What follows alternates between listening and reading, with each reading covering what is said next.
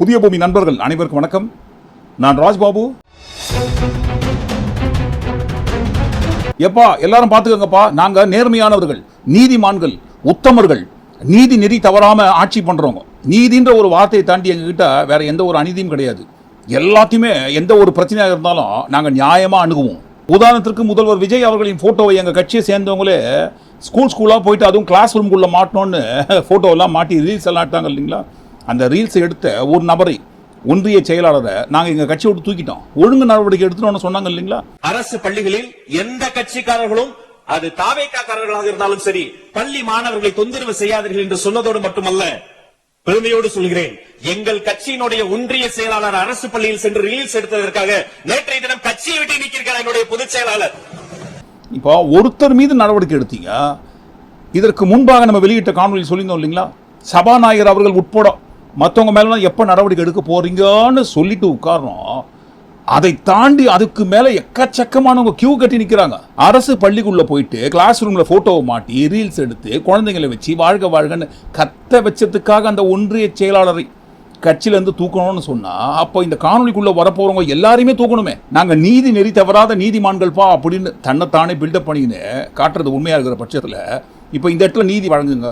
விஜய் அவர்களின் பிறந்த நாளை முன்னிட்டு தமிழ்நாடு முழுக்க கோலாகலமான கொண்டாட்டங்கள் போயின்னு இருக்கு. முக்கியமாக பாருங்க, அரசு பள்ளிக்குள்ள, பிரைவேட் ஸ்கூல்களும் போயின்னு இருந்தாலும் அரசு பள்ளியில் மிக விசேஷமாக போயின்னு இருக்கு விஜய் அவர்களின் பிறந்தநாள் விழா கொண்டாட்டம். பிறந்தநாள் விழா கொண்டாட்டம் என்கின்ற பெயரில் அரசு பள்ளிக்குள்ள போயிட்டு ஒரு குறிப்பிட்ட கட்சி அந்த கட்சியோட தலைவனை வலுக்கட்டாயமாக திணிக்கிற வேலை செய்வதை இதற்கு முன்பாக ஒரு காணொலி பதிவு பண்ணியிருந்தோம். அது ஒரு பக்கம்னா, இன்னொரு பக்கம் பாருங்க, பாட்டு பிரச்சார பாட்டு. அதுவும் எங்கங்க எந்த இடத்துல பிரச்சார பாட்டை போடுறாங்க? ஏதோ விழா கொண்டாடுறாங்க, ஓகே, அதுக்காக போடுறாங்க, பிறந்தநாள் விழாவுக்காக. ஆனால் பாருங்க, பட்டமளிப்பு விழாவில் ஒன்றுக்கு 3 அமைச்சர்கள் அந்த மேடையில் நிற்கிறாங்க. மருத்துவக் கல்லூரியில் பட்டமளிப்பு விழா நடந்து கொண்டிருக்கிறது. அந்த பட்டமளிப்பு விழாவில் டிவிகே கட்சியோட பிரச்சார பாடல் ஒளிபரப்பு செய்யப்படுகிறது.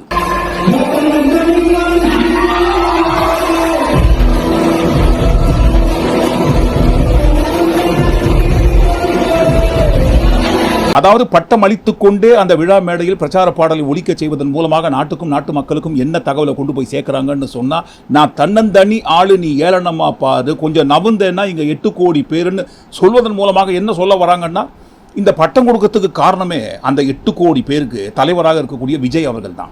விஜய் அவர்கள் மட்டும் இல்லைன்னா அந்த இடத்துல பாருங்க, பட்டம் வாங்குற இடத்துலையும் இருக்க மாட்டாங்க அந்த ஸ்டூடெண்ட்ஸுக்கும், பட்டம் வாங்குறதுக்கும் காலேஜும் இருந்திருக்காது, எதுவுமே இருந்திருக்கார். விஜய் அவர்கள் மூலமாகத்தான் இது எல்லாம் நடந்திருக்கு. அதனால தான் பாருங்க, அந்த இடத்துல பட்டம் கொடுக்கிற இடத்துல அவரை பெருமைப்படுத்தும் விதமாக நான் தன்னந்தளி ஆளு,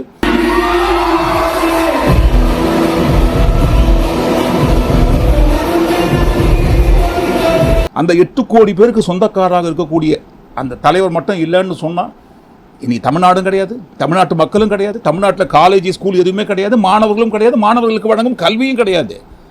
அதனால தான் பாருங்க, அந்த இடத்துல அந்த பட்டம் வாங்குவதற்கு காரணமாக இருந்த அந்த தலைவரோட பிரச்சார பாடலை போட்டு அவரை பெருமைப்படுத்துறாங்க. அரசு பள்ளிக்குள்ள போயிட்டு டிஸ்டர்ப் பண்ணிட்டாருங்க. கிளாஸ் ரூம்குள்ளவே எங்க கட்சி தலைவர் விஜய் போட்டோவை மாட்ட சொல்லி தொல்லை பண்ணதுக்காக எங்க கட்சியோட ஒன்றிய செயலாளர் நாங்கள் கட்சியிலேருந்து தூக்கிட்டோம்னு சொன்னா, அப்ப பாருங்க, அமைச்சர்கள் பட்டமளிப்பு விழாவில் பிரச்சார பாடலை போட்டு ப்ரமோட் பண்றாங்க. பட்டமளிப்பு விழா மேடையிலேயே இதே போன்ற வலுக்கட்டாயமான கட்சி திணிப்பு ப்ரமோட் இருக்குன்னு சொல்லும் போது, அந்த ப்ரமோஷன் செய்வதற்கு காரணமாக இருந்த அந்த 3 அமைச்சர்களை பதவியிலிருந்து தூக்கிடுவீங்களா?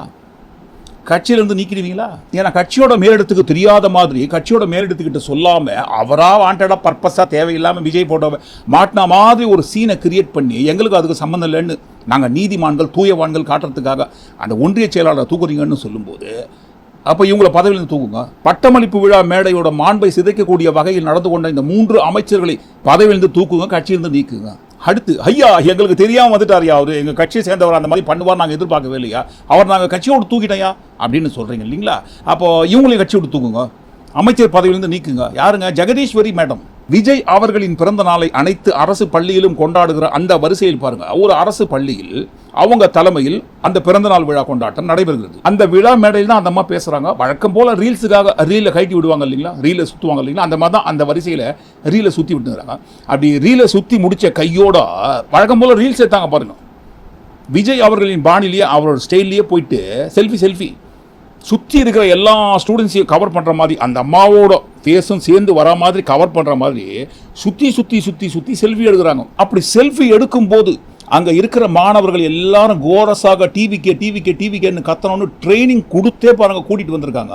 அந்த இடத்துல பிரச்சார மேடையில் எப்படி அந்த கட்சியை சேர்ந்த கும்பல் கத்துதோ அதே மாதிரி தான் பாருங்க மாணவர்கள் அங்கே சுற்றி இருக்கிறவங்க எல்லாரும் கத்துறாங்க.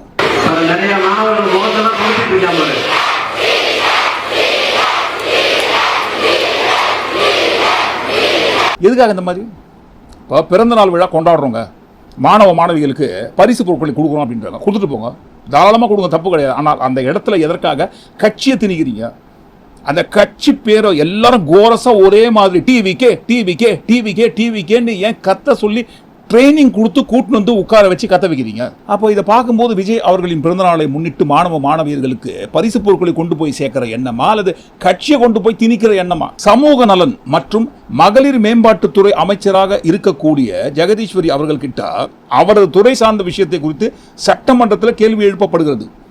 மகளிருக்கு வழங்குவதாக சொன்ன அந்த வாக்குறுதி 2500 ரூபாய் உரிமை தொகை என்ன ஆனதுன்ட்டு அந்த துறை சார்ந்த மகளிர் மேம்பாட்டு துறை சார்ந்த அந்த அமைச்சர்கிட்ட கேள்வி எழுப்பும்போது அவங்க பாருங்க பதில் எதுவும் சொல்ல, மாறாக சம்பந்தமே இல்லாம அந்த துறையை சார்ந்த கேள்விக்கும் ஒன்னு ஆதவர்ஜுனா அவர்கள் தான் பதில் சொல்றாராம், இல்லைன்னா பாருங்க ராஜ்மோகன் அவர்கள் தான் பதில் சொல்றாராம். அப்ப பாருங்க அவங்க துறை சார்ந்த விஷயத்தை குறித்து கேள்வி கேட்டா சட்டமன்றத்தில் பதில் சொல்லாதது ஒரு பக்கமா இருந்தாலும் இன்னொரு பக்கம் அரசு பள்ளியில் எங்களுக்கு தெரியாம எங்க கட்சி தலைவரோட போட்டோ வந்து மாட்டிட்டாங்க ஐயா, அதனால எங்க கட்சியோட ஒன்றிய செயலாளர் பதவியிலிருந்து தூக்கிட்டோம், கட்சியிலிருந்து நீக்கிட்டோம் அப்படின்னு சொன்னா அப்போ இவங்களை பதவியிலிருந்து தூக்குங்க, கட்சியை விட்டு நீக்குங்க. அரசு பள்ளிக்குள்ள போயிட்டு மாணவர்கள் கிட்ட வலுக்கட்டாயமாக டிவிக்கேன்னு கும்பலா கோரஸா கத்த சொல்லி ட்ரைனிங் கொடுத்து உட்கார வச்சு கத்த வச்சு அதை பாருங்க ரீல்ஸ் எடுத்து போஸ்ட் வேற பண்ணியிருக்காங்க. அவங்கள பதவியிலிருந்து எப்போ நிற்க போறீங்க? இவங்களை கட்சியிலேருந்து எப்போ தூக்க போறீங்க? அடுத்து இது என்ன பிரமாதம்? இதை விட ஸ்பெஷல் ஐட்டம் ஒன்று இருக்குன்னு வடிவேல் சொல்லுவார் இல்லைங்களா? கிட்டத்தட்ட அந்த மாதிரி தான். இதுக்கே எப்படின்னா மற்றதுக்கெல்லாம் எப்படி அங்கே பார்த்தீங்களா?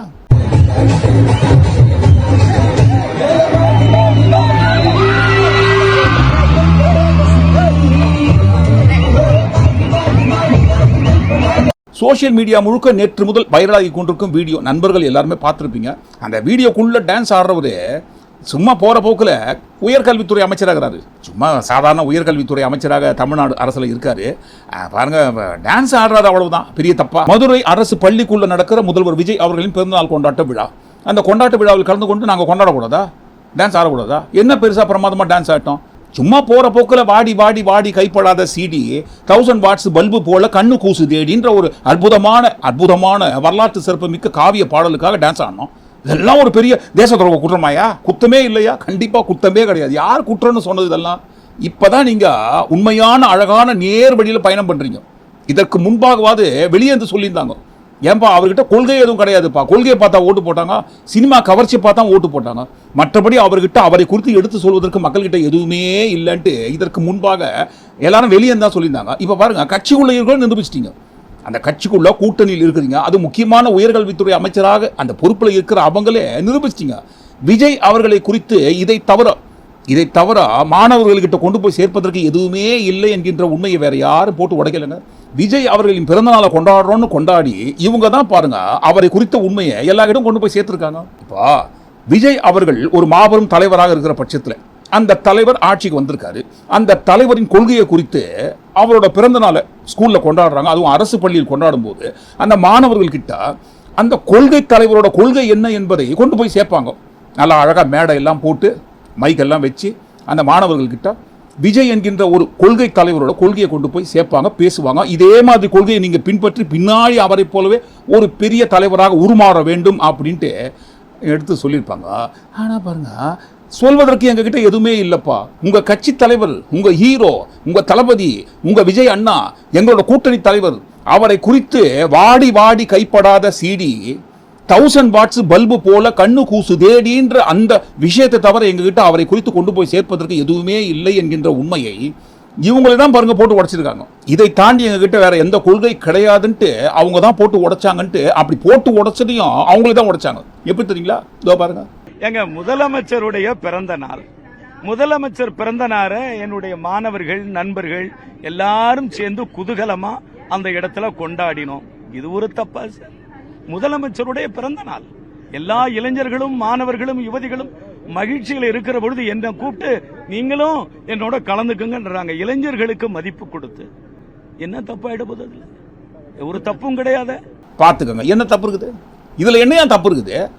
எங்க கட்சியோட தலைவரை குறித்து நிறைய விஷயங்கள் அங்க எடுத்து சொன்னோம், நிறைய புகழ் பாடணும், பெருமையை கொண்டு போய் சேர்த்தோம், வரலாற்று காவியங்களை பத்தி சொன்னோம், அவரோட கொள்கையை பத்தி மாணவர்களுக்கு விலாவரியாக விளக்கி சொன்னோம். இந்த மாதிரி நிறைய நிகழ்ச்சிகளுக்கு மத்தியில போற போகல சும்மா ஒரு 3 நிமிஷமோ 2 நிமிஷமோ டான்ஸ் ப்ரோக்ராம் வச்சோம். அதெல்லாம் ஒரு பெரிய குத்தமாயா? அதுல என்ன தப்பு இருக்கு அப்படின்னு சொல்லியிருந்தா கூட பரவாயில்ல. நிறைய நிகழ்ச்சிகளுக்கு மத்தியில் இது ஒரு நிகழ்ச்சி அப்படின்ட்டு எந்த நிகழ்ச்சியும் நடத்தல. முக்கியமான மெயினான நிகழ்ச்சியை பாருங்க.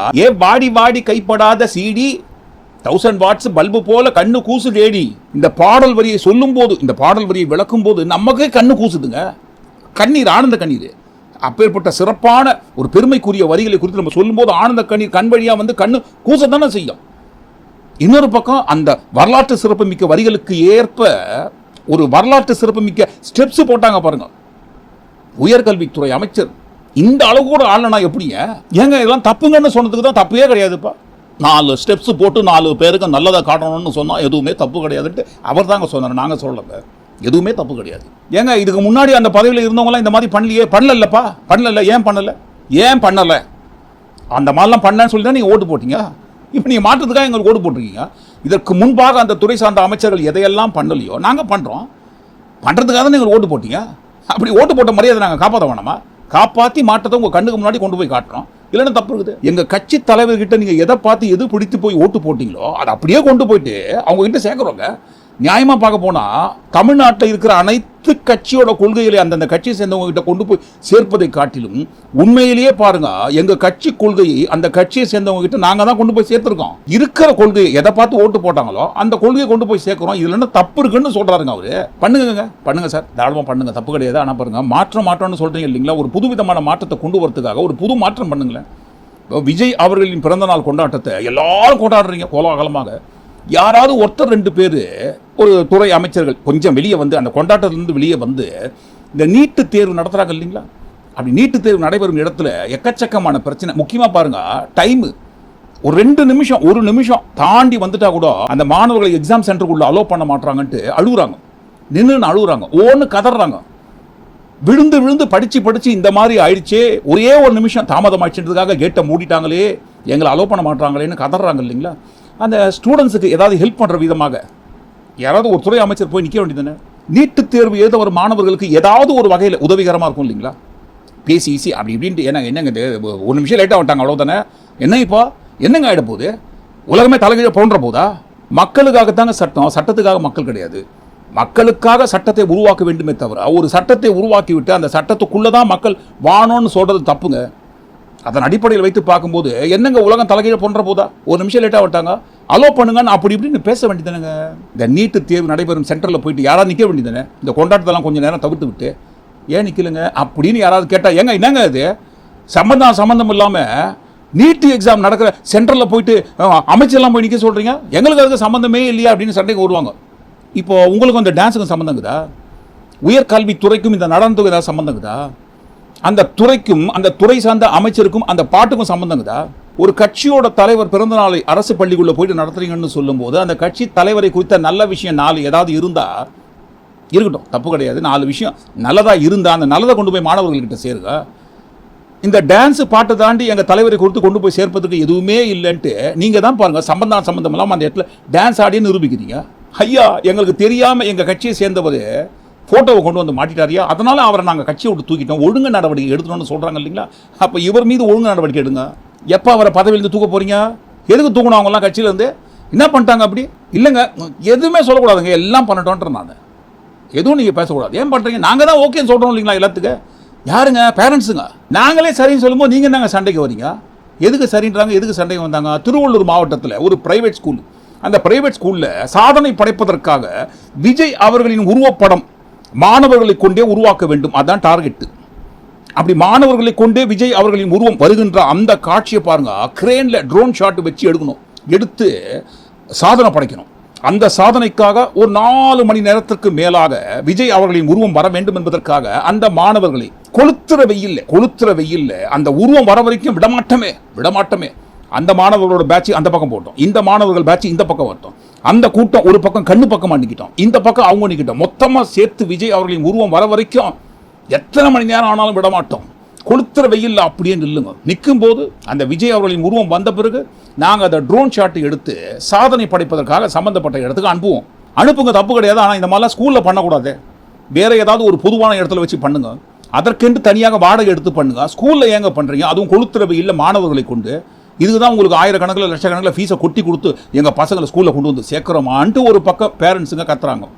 இன்னொரு பக்கம் திமுக கட்சியை சேர்ந்தவங்க கேட்குறாங்க, இதற்கு முன்பாக எந்த கட்சியை சேர்ந்த ஆட்சியாளர்கள் இதுக்கு முன்னாடி ஸ்கூலில் இந்த மாதிரிலாம் பண்ணியிருக்காங்களா?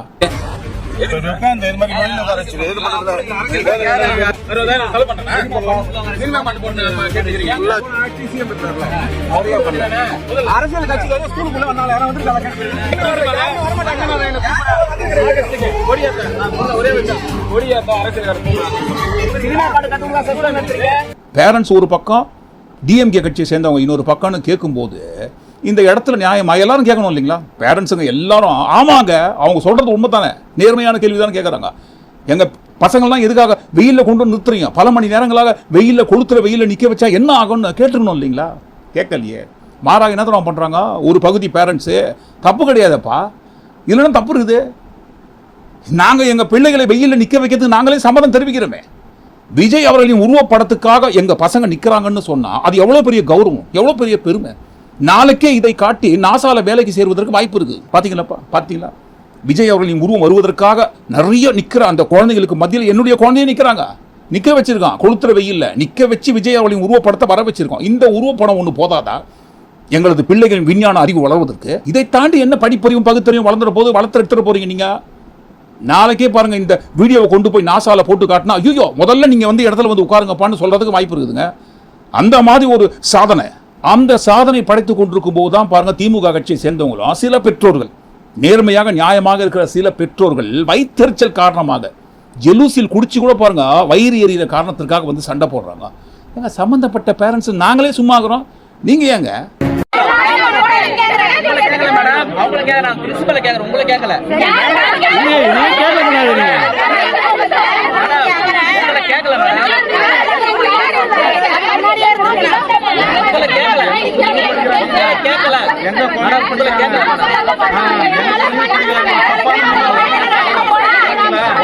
மாப்பிள்ளைக்கு அவ்வளவு வெறின்னு சொல்லுவாங்க இல்லைங்களா? அந்த மாதிரி வெறி, சினிமா வெறி. பிள்ளைகளை காட்டிலும் இப்போதைக்கு பாருங்க ஒரு சிலரை சொல்றோம் சப்போர்ட் பண்ணி நின்னாங்க இல்லைங்களா? எங்க வரட்டங்க 4 மணி நேரம் நிக்கட்டும் வெயில்ல, எங்களுக்கு ஒன்றும் பிரச்சனை கிடையாது, நாங்கள் தான் சம்மதம் சொல்லியிருக்கோம்னு சொல்கிறோம். அந்த பெற்றோர்களை பார்த்து சொல்கிறோம். பிள்ளைகளை காட்டிலும் அந்த பிள்ளைகளின் பெற்றோர்களுக்கு தான் பாருங்க சினிமா வெறி. மண்டைக்குள்ள மட்டும் கிடையாது, மண்டைக்குள்ள இருக்கிற மூளைக்குள்ள ஏறி டிராவல் பண்ணி இருக்குது சினிமா வெறி. அந்த சினிமா வெறி தான் அவங்க பெற்றெடுத்த பிள்ளைகள், படிக்கிற பிள்ளைகள் வெயில்ல 4 மணி நேரத்துக்கு மேலே நிற்கிறாங்கன்ற ஒரு எண்ணம் கூட இல்லை, அக்கறை கூட இல்லை. எங்க தலைவர் விஜய் முகம் படம் வரட்டும், நிக்கட்டும் வெயில்ல, கொளுத்துற வெயில்ல எவ்வளோ நேரம் வேணா நிக்கட்டும், தப்பே கிடையாதுன்னு சினிமா வெறி பிடிச்சி போயிருக்கிற பேரண்ட்ஸுங்க கிட்ட நீங்க என்ன பேச முடியும்? இதுல வேற பாருங்க, அந்த ஸ்கூல் டீச்சர் பெருமை பேசுறாங்க, பெருமையா. ஒரு பக்கம் தான் நியூஸ் சேனல்ல காட்டுறாங்க கட்சியை சேர்ந்தவங்க வந்து தகராறு பண்ணாங்கன்ட்டு. ஆனா அந்த கட்சியை சேர்ந்தவங்க தகராறு பண்ணும்போது சம்பந்தப்பட்ட பேரண்ட்ஸ் ஒரு குரூப் எங்க பக்கம் நின்னாங்க, அதை எந்த நியூஸ் சேனல்லையும் காட்டலன்ட்டு இவங்க சோசியல் மீடியாவில் போஸ்ட் பண்றாங்க. பாத்துக்கங்க.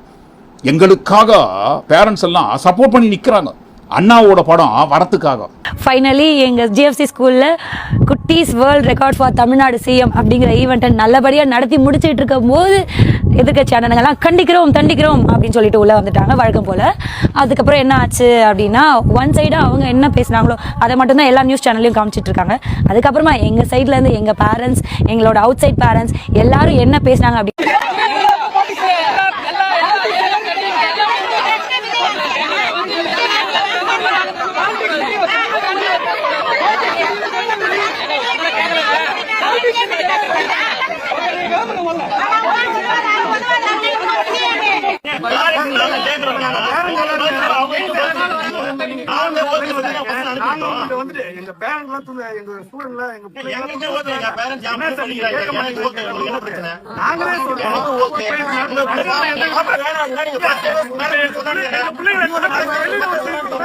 வீடியோ பாத்தீங்களா? ஃபைனலி எங்களுக்காக பேசின பேரண்ட்ஸ் எல்லாருக்காகவுமே நாங்கள் ரொம்ப பெரிய நன்றி சொல்லிக்கிறோம் எங்கள் ஜிஎஃப்சி சார்பா. ஏன்னா நீங்கள் எங்கள் கூட ரொம்ப சப்போர்ட்டிவாக இருந்ததால் தான் அவங்களால ஏதோ நினச்சி வந்தாங்க, அவங்களால எதுவுமே பண்ண முடியாமல் வெளியே போனாங்க. தேவர் மகன் படத்தில் கமல் சார் சொல்லுவார் இல்லைங்களா, போங்கடா புள்ள குட்டிகளை போய் படிக்க வைக்கிற வழியை பாருங்கடான்ட்டு வேற இடத்துல இருந்து சொல்லுவார். ஆனால் பாருங்க, படிக்க வைக்க வேண்டிய இடத்துல இருந்தே ஏன்பா இந்த சாதனை தாண்டி எங்களுக்கு வேற என்னப்பா சாதனை இருக்குன்னு சப்போர்ட் பண்ணும்போது இந்த நாடும் நாட்டு மக்களும் நாசமாய் போகட்டும். இப்போ ஒரு சில பெற்றோர்களின் பெருமைக்காக இந்த மாதிரி சினிமா பின்னாடி ஓடி இதுதான் பெரிய சாதனையாக நினைத்து கொண்டிருக்கும் அதே பெற்றோர்களுக்கு இந்த பசங்க வளர்ந்து ஆளாகும் போது இவங்க சினிமா பின்னாடி போற மாதிரியே அந்த பசங்க சினிமா பின்னாடி போயிட்டு அவங்க வாழ்க்கையை தொலைச்சிட்டு கேள்வி கேட்குற பேரண்ட்ஸையும் எதிர்த்து பேசுவாங்க பார்த்தீங்களா, அப்போ தெரியும் அந்த வழி என்னன்ட்டு. இவங்க பாணியிலே சொல்லணும்னு சொன்னா, நீ பற்ற வைத்த நெருப்பொன்று பற்றி எறிய உன்னை கேட்டும், நீ விதைத்த வினையெல்லாம் உன்னை அறுக்க காத்திருக்குன்னு சொல்ற கதை தான் பாருங்க இவங்களுக்கு திரும்ப வரும். இவங்க எந்த பாதையை காட்டுறாங்களோ வளர்ந்து வர பிள்ளைகளுக்கு அந்த பாதையெல்லாம் இவங்க பயணித்து கடைசியில் பாருங்க அவங்களே பேரண்ட்ஸ்க்கு எதிராக நிற்பாங்க. இதுக்கே எப்படின்னா மற்றதுக்கெல்லாம் எப்படி? இப்போ கல்வித்துறையில் இந்த மாதிரிலாம் அக்கிரமானியாக நடந்துனுக்குதுங்க. அந்த துறை சார்ந்த அமைச்சர் ராஜ்மோகன் அவர்கள் என்ன பண்ணுறாருங்க, என்ன பண்ணுறாரா? என்னங்க அது என்ன இப்படி கேட்குறீங்க? அதிகாரிகளை தேடி நிற்காரு. எதுக்கு? நடவடிக்கை எடுப்பதற்கு. எதுக்கு நடவடிக்கை? காலை உணவு திட்டத்தில் உணவை பத்தலையாமே ஸ்கூலில், தூத்துக்குடியில். அதுக்கு பதிலாக உணவு கொடுப்பதற்கு பதிலாக பிள்ளைகளுக்கு பிஸ்கெட் பாக்கெட் வாங்கி கொடுத்துட்டாங்களாமே. யார் வாங்கி கொடுத்ததுங்க? அதிகாரிகள் தான் பிஸ்கெட் பாக்கெட் வாங்கி கொடுத்தாங்க. யார் காலை உணவு திட்டத்தில் பிள்ளைகளுக்கு உணவு வழங்காமல் பிஸ்கெட் வாங்கி கொடுத்தாங்கன்ற ஒரு அதிகாரி தேடி நிற்காரு. அந்த அதிகாரி யாருன்னு பார்த்து நாங்கள் நடவடிக்கை எடுத்துறோம். சம்பந்தப்பட்ட அதிகாரிகள் கிட்ட நான் இதை பற்றி விசாரித்து எனக்கு ஒரு நோட், அதாவது என்ன நடந்தது, ஏன் அப்படி பண்ணாங்கன்னு கொடுக்க சொல்லியிருக்கிறேன். காலை உணவு மதிய உணவு என்பது வெறுமனே உணவு கிடையாது, அது வந்து ஒரு ஊட்டச்சத்து. பார்த்துக்கங்க மக்களே, எல்லாரும் நல்லா பார்த்துக்கங்க, அப்படியே தான் சொல்லியிருக்காரு அவர். இதே மாதிரி தான் சொல்லியிருக்காரு. அவர் துறைக்குள்ள ஒரு பிரச்சனை நடக்குது, அந்த பிரச்சனையை குறித்து அந்த துறை சார்ந்த அமைச்சர்கிட்ட கேள்வி கேட்குறாங்க. காலை உணவுக்கு பதிலாக பிள்ளைகளுக்கு ஏங்க பிஸ்கெட் பேக்கெட் எல்லாம் வாங்கி கொடுத்துருக்கீங்க, இதெல்லாம் தப்பு இல்லையாட்டு. ஆமாம்மா தப்பு தாங்க, பெரிய தப்பு தாங்க. அந்த அதிகாரி யாருன்னு பார்த்து நாங்கள் நடவடிக்கை எடுக்கிறோமா. இதுக்கு முன்னாடி இதை போன்ற துறை சார்ந்த பிரச்சனை வரும்போது யாரை குறித்து கேள்வி கேட்பாங்க?